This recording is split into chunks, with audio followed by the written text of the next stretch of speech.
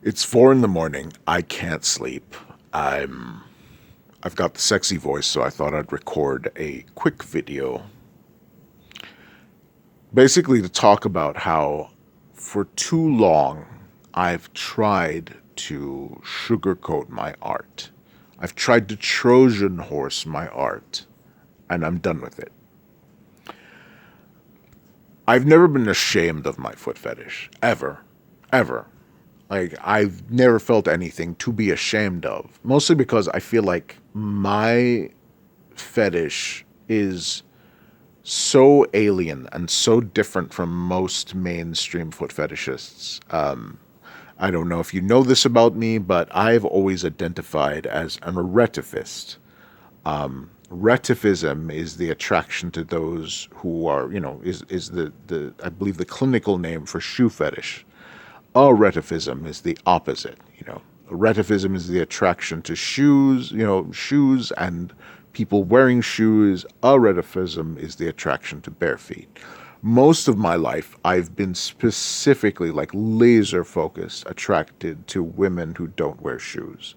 Not all the time. Like, I personally, I prefer it if, they're hardcore barefooters, but it's more specifically the personality types, the archetypes that go with that kind of, you know, it's not the bare feet itself, but the motivation behind the bare feet that I find sexy.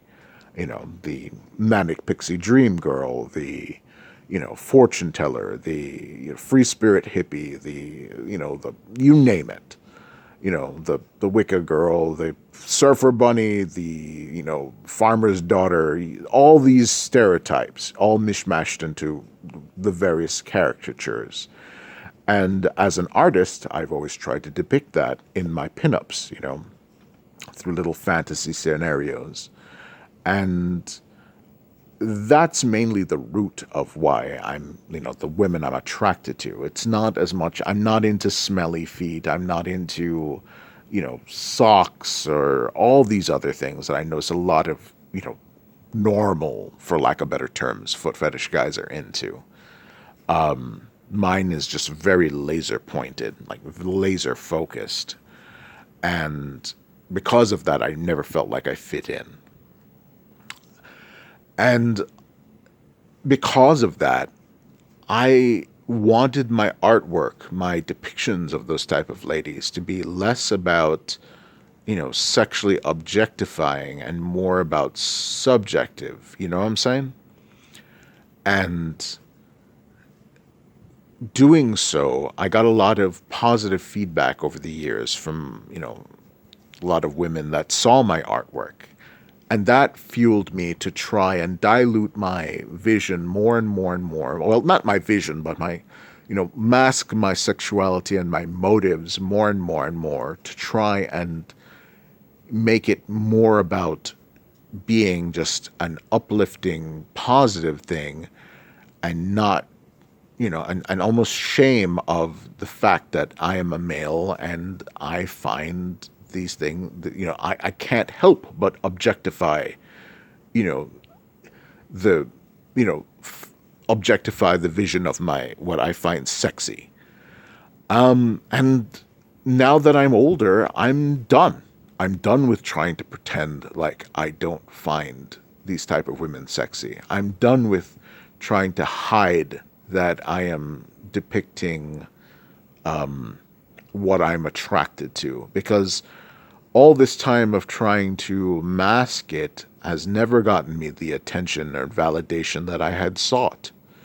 So now moving forward with my artwork, I'm not going to make it like, gross and like, like vulgarly, like blatant, like a lot of, not talking shit about other, foot fetish pinup artists. But, when you think of most foot fetish pinup art, you always just think of just like souls in the camera and like forced perspective of the feet in the camera, feet facing the viewer, and then the face in the foreground. I try to find a balance between the two because I will always appreciate even though I don't like the 1950s aesthetic, I do appreciate the aesthetic of their pinups, of that time period, the traditionalism of that pinup and the negative space around you know, the um, the character,